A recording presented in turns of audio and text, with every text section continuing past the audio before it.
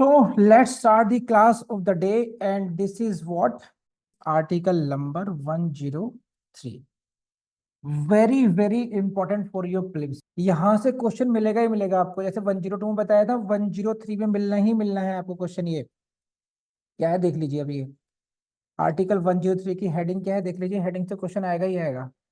क्या है देखिए, decision on questions as to the disqualification of the members. 102 में हम लोगों ने क्या पढ़ा था? 102 में हमने पढ़ा था disqualification of members, right?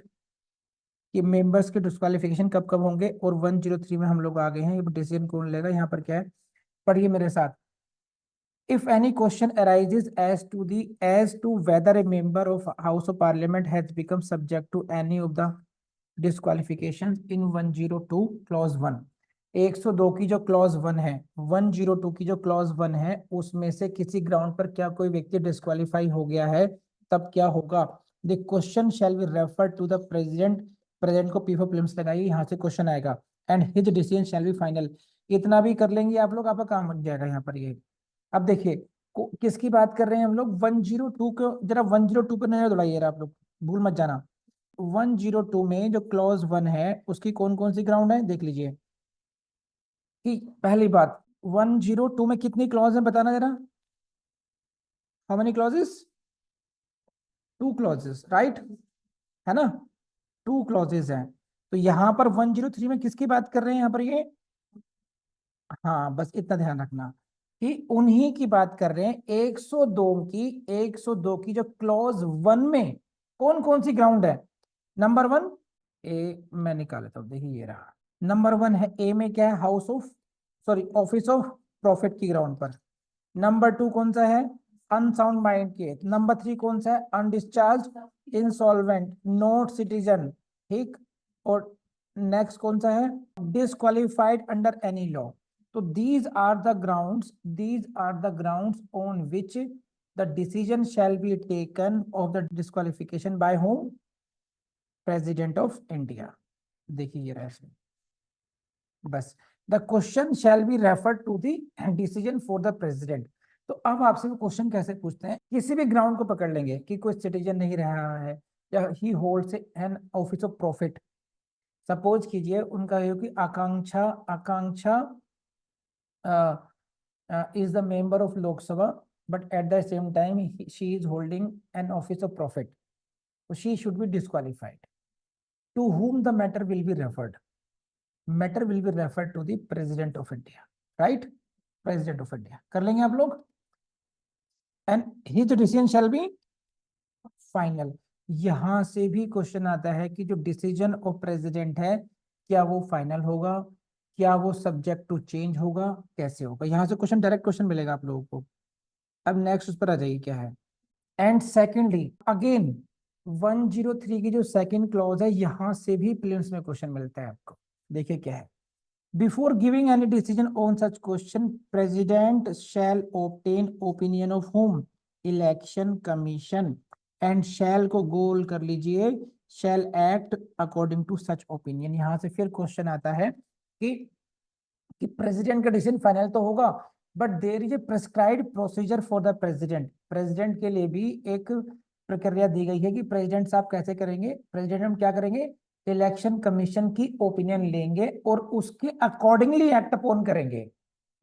President will act upon according to the opinion of the election commission. Because यहाँ पे लिखा है शैल को गोल कर लीजिए, write down people prelims. Election commission को हाईलाइट कीजिए, शैल को हाईलाइट कीजिए, प्रेजेंट को हाईलाइट कीजिए, इससे काम बन जाएगा। और बोलो जय श्री राम। बस ये रहा आपका। देखिए ये रहा question. If any question arises as to whether a member of either house has subject to become, ये पूरा आ गया। The question shall be refer to and his decision shall be final. ये पूरी की पूरी लैंग्वेज 103 की है या नहीं है? बस prime minister, speaker, chairman, vice president, answer is president.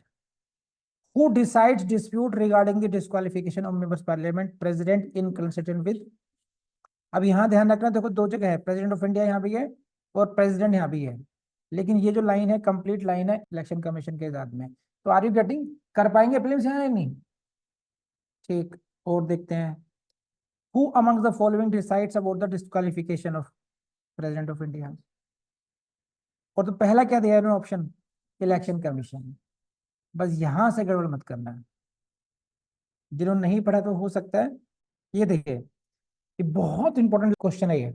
Under article 74 constitution of India there shall be council of ministers to aid and vice president who shall act in accordance with such advice. यहां से ये question है, ये MCQ है, यही इसको पढ़िए आप। देखिए, in which one of the following case president is not bound by the advice of the council of ministers। ये कह रहे हैं कि आर्टिकल 74 के accordingly there shall be council of minister, ये हम लोग पढ़ चुके हैं। एक मंत्री परिषद होगी, उसका काम क्या होगा, प्रेसिडेंट को एड एंड एडवाइस करना, और राष्ट्रपति उन्हीं की एडवाइस के हिसाब से काम करेंगे। तो इनका क्वेश्चन ये है कि निम्नलिखित चार जो ऑप्शन है उनमें से एक ऑप्शन ऐसा है where president is not bound to act upon the advice of the council minister। क्योंकि 103 में किसकी एडवाइस पर काम करते हैं प्रेसिडेंट, इलेक्शन कमीशन की। Got it. while deciding question regarding the disqualification, यहां पर जो प्रेसिडेंट हैं काउंसिल ऑफ मिनिस्टर्स की एडवाइस पे काम नहीं करते हैं, वो किसकी एडवाइस पे काम करते हैं, इलेक्शन कमीशन की करते हैं। तो ये क्वेश्चन आपसे पूछा जाएगा, आपसे कर लेंगे। तो 103 हो गया आपका। ये स्टूडेंट्स के दिमाग में मिथ होता है कि हमें बहुत ज़्यादा सिलेबस पढ़ना है, बहुत मेहनत करनी है। तो मेहनत तो हर चीज़ में करनी है, लेकिन एक फोबिया काइंड ऑफ डेवलप नहीं करना है आपने इसमें। जैसे हनुमान जी लक्ष्मण जी को मूर्छा से जगाने के लिए पर्वत उठाकर लाए थे, और वो बहुत मुश्किल काम दिख रहा है आपको, था भी मुश्किल एक पर्वत को उठाना, लेकिन अगर आप थोड़ा सा गहरे में जाएंगे, थोड़ा ढंग से समझेंगे, तो उनको लेकर के आनी थी केवल संजीवनी बूटी, जो कि बहुत हल्की होती। लेकिन वो पहाड़ क्यों उठाना पड़ा, क्योंकि उनके पास अज्ञानता थी।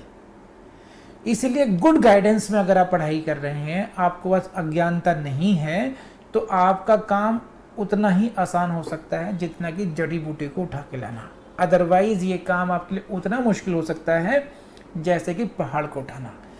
तो काम आसान है, टास्क इज इजी, राइट, लेकिन it becomes very very difficult because just because of the lack of knowledge.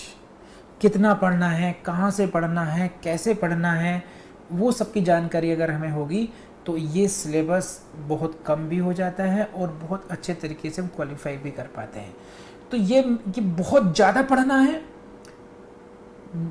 गलत है, बहुत स्मार्टली पढ़ना है, अच्छे तरीके से पढ़ना है, ये ज़रूरी है। तो किसी भी डर को और भय को अपने मन में ना आने दें, और just continue your studies. Guidance की जितनी बातें, जितना यूट्यूब के साथ पॉसिबल है, वो आपको कराया ही जा रहा है। आई बिलीव कि आप ये कर लेंगे। आप ये थैंक यू वेरी मच।